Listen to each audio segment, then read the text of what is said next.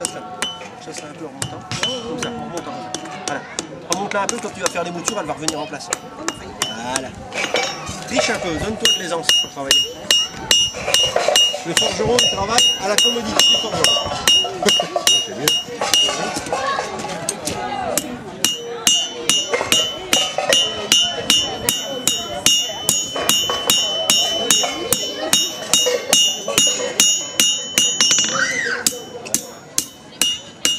Allez, chaud.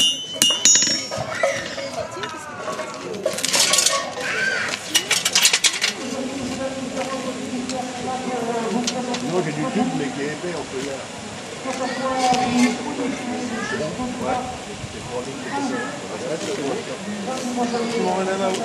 Je peux pas te dire sans avoir vu, sans avoir fait.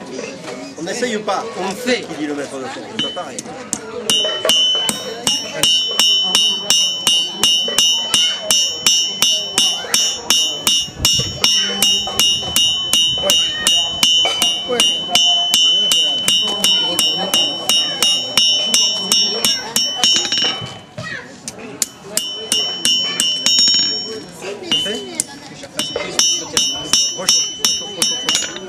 Rechauffe, Guido.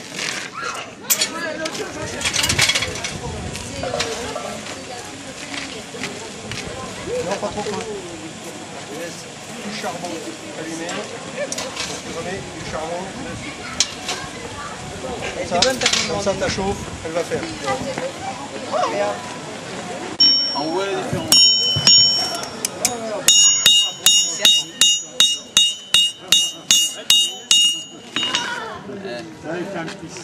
Franchement, là, on dirait une serpe à faire la vie.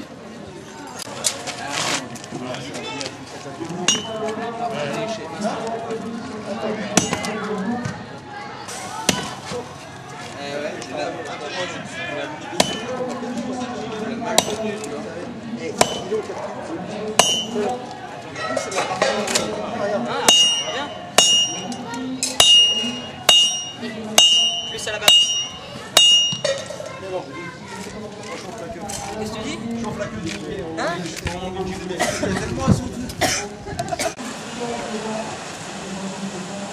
Un jour, j'étais avec un mec de la confrérie de Thiers. Il me fait en photo, il fait t'as une bonne vieille tête de et il prend sa respiration. Je lui dis j'espère que tu vas dire forgeron, c'est une bonne vieille tête de con, ça va pas me plaire. Alors, c'est ça que tu voulais? On chauffe, on ramène au milieu? Ouais. On chauffe?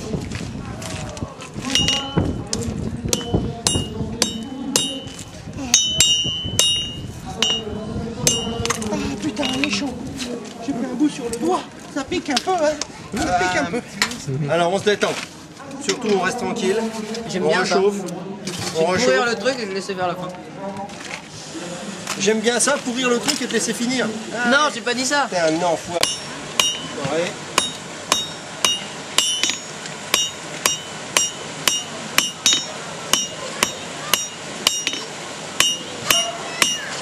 Je sais plus quel film dans lequel il va tourner. Il dit ça fait 30 ans qu'on connaît, qu'on pose la question. Est-ce que vous aimez les gars? Voilà. Faut voir la vidéo, elle se finit par une petite phrase bien sentie. Je vous encourage à aller la voir.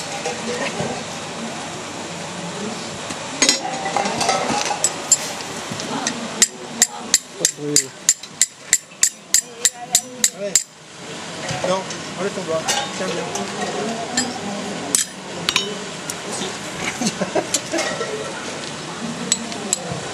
Alors voilà. Là, je vais diminuer le diamètre. Donc pour calibrer, l'œil humain ne sait pas calibrer les ronds. On n'a jamais su. C'est d'ailleurs pour ça qu'on ment régulièrement sur des trucs ronds. Je dirais rien de plus. Donc il faut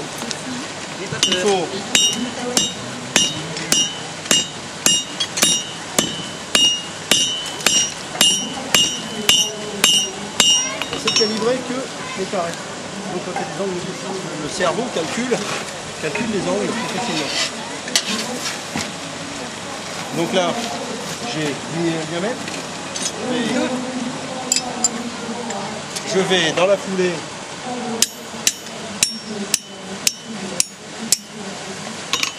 rectifier la chose en faisant des angles bien droits, bien propres.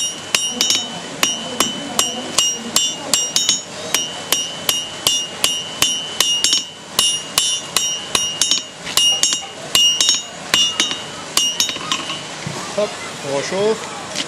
On remet la survisseur, sinon le tour de ronde. La merdouille.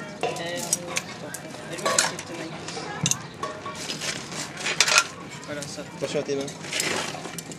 On va rectifier gentiment.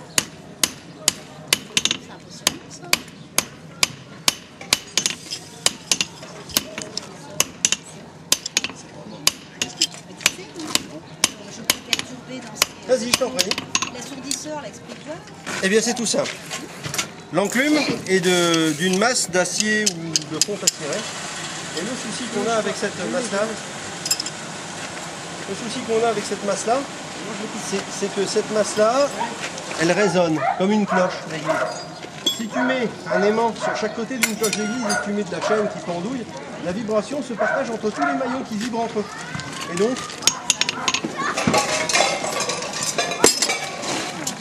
pas plus, pas moins. Non, mais c'est bête comme chou et ça fonctionne. Il y a un autre truc qui fonctionne, c'est qu'il y en a qui mettent la main là. Sinon, tu as un autre truc, c'est mettre un poids ici, c'est-à-dire un très gros marteau avec une lanière de cuir large comme ça, suspendu dans le vide. Et donc, c'est le cuir qui va éponger les choses. Ah oui, parce que dans le temps, on pouvait martyriser les apprentis, mais maintenant, ça le fait pas, on n'a plus le droit, tout ça. C'est la merde. Bon, je connais, hein, c'est bon, vous l'avez déjà fait.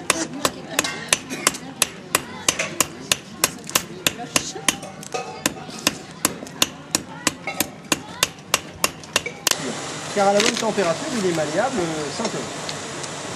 Donc, on prend ça. On voit que ce que je disais tout à l'heure et que je t'ai fait expérimenter, les forgerons ne font pas forcément que des grosses bains énormes. Non, il suffit de bien amener la température pour que tu le fasses.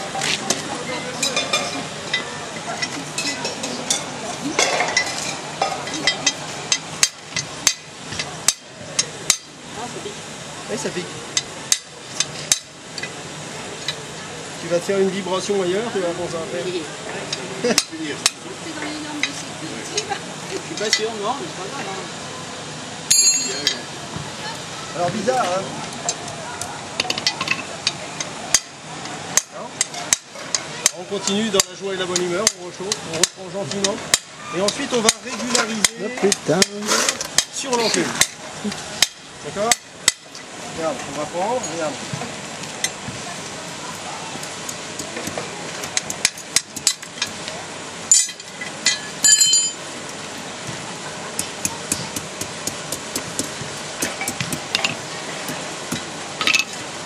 Ouais, pas plus, pas moins. Là, c'est assez régulier.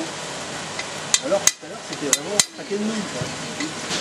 Donc, on emmène à la bonne température, on force pas. On roule, on tapote en tournant et on emmène ça pile poil.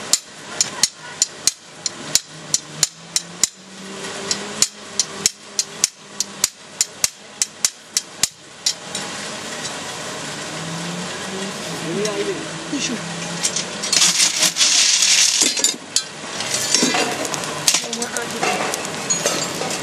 Attention, chaud.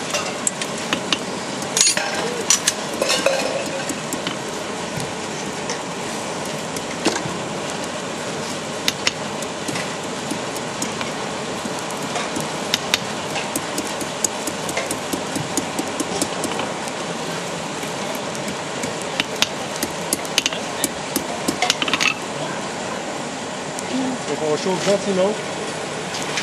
Ouais, gentiment, ouais. Dory dans la brume. Non, ça va, ouais.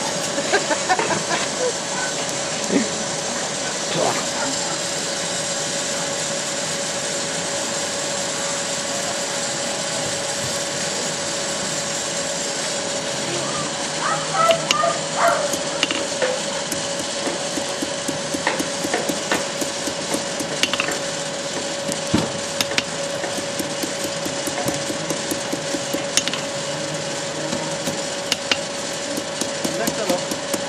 Et les fils sont en lumière. Voilà. Donc là, avant de faire quoi que ce soit, je vais faire le manche. Donc je vais chauffer plus loin, couper. Donc pour couper,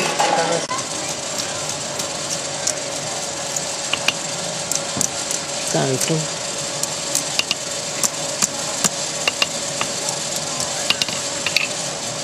après, il n'est pas droit. C'est là que je vais me faire engueuler par mon fils.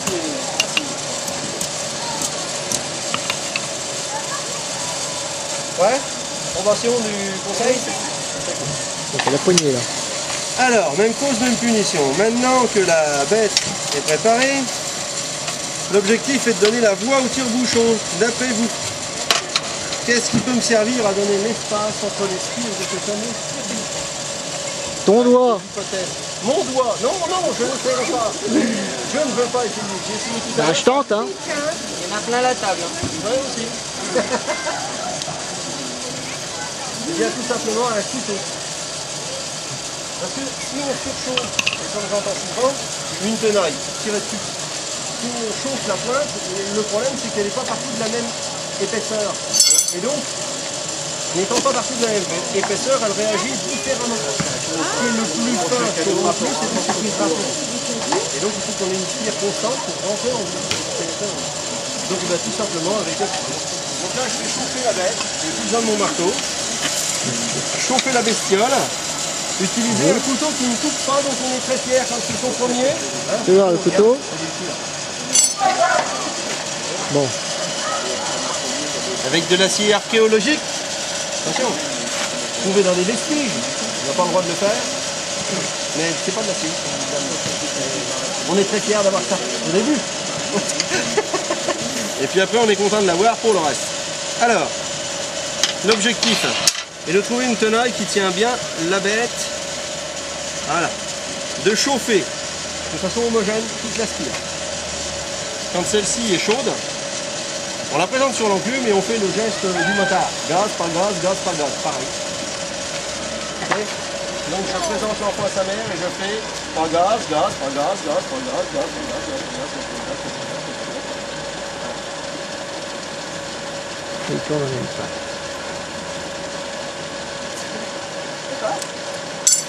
Ah, ça fait vite. Il est où? Alors pour lui donner un peu plus de piquant, on touche un peu, on fait va chercher bonheur. Alors on va régulariser la chose, parce qu'on a fait ça avec la partie tranchant en tournant, d'accord? Le gaz par gaz, qu'on connaît bien. Maintenant on va passer le dos de façon uniforme tout le long. Pour être sûr d'avoir une épaisseur constante des spires. Deux voies. Ah, c'est chaud, ah, c'est chaud. Ah, c'est le but, hein. Ah, c'est chaud, hein. Il est chaud, monsieur. Oh, Il est chaud le bouffe-fer, messieurs. ça te déplaît pas toujours. Voilà. Et donc, là après on va se lancer dans une chose que je vais vous expliquer mais que je ne pourrais pas entièrement vous montrer. Tout bêtement parce que c'est une étape extrêmement rapide.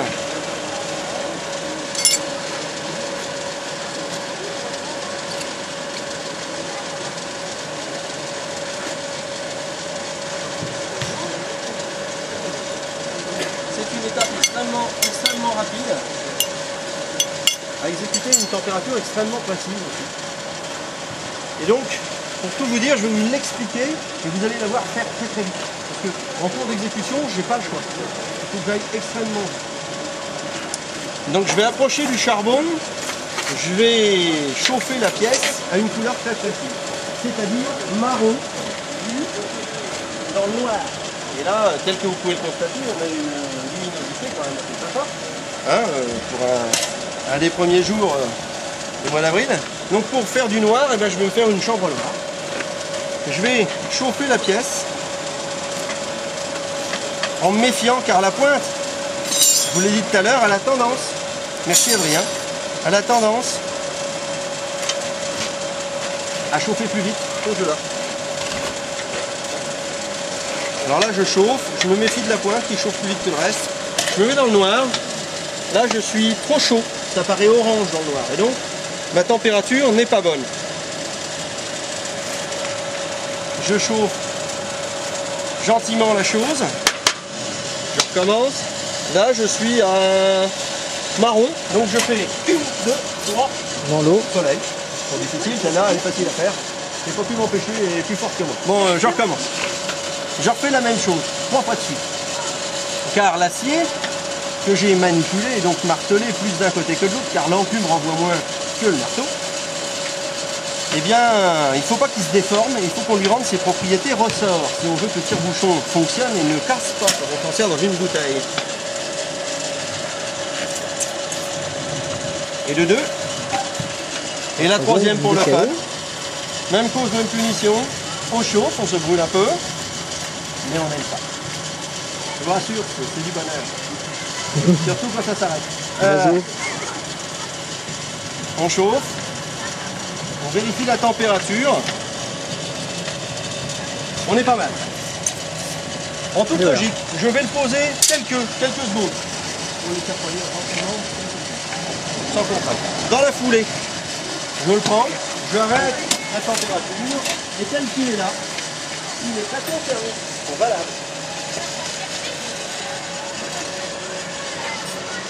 Il est ressort. Test ressort à la main. Test ressort mécanique. Il ne casse pas, il ne se déforme pas. Il rebondit. Et donc vous avez un tire-bouchon tout à fait efficace. Avec un morceau de un peu de patience, quelques coups de marteau et un petit peu d'humour décalé dont je fais preuve de temps en temps.